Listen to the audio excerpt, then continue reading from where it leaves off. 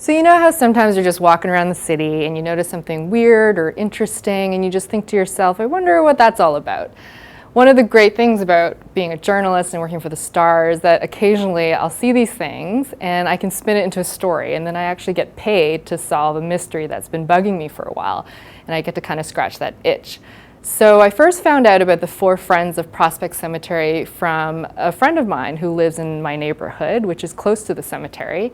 And I remember being at a dinner party and she mentioned how on her walks with her dog, she would sometimes go through the cemetery and there was this lovely tombstone that said Friends, and it had 4 women who were buried together there. And so when my editors at the Star here asked me to come up with a story idea for a feature that they could run over the holidays, I immediately thought, great, this was my chance to finally dig into this mystery. But for a story like this, where you're digging through historical records and trying to track people down, librarians are really your best friends. We have a stellar staff of 2 librarians here at the Toronto Star named Astrid and Rick, who can find just about anything.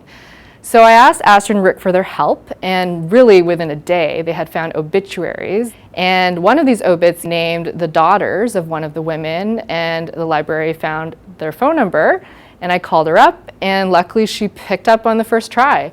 So really within a day I was able to solve one of the biggest mysteries of the story, which was, why did these women decide to do this?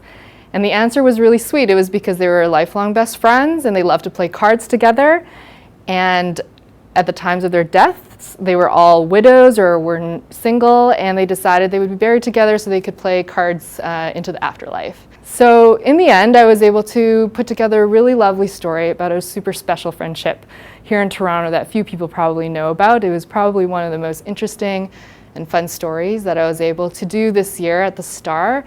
And now when I pass the gravestone, I won't just be, left wondering about who these women are. I'll finally know the story behind the gravestone.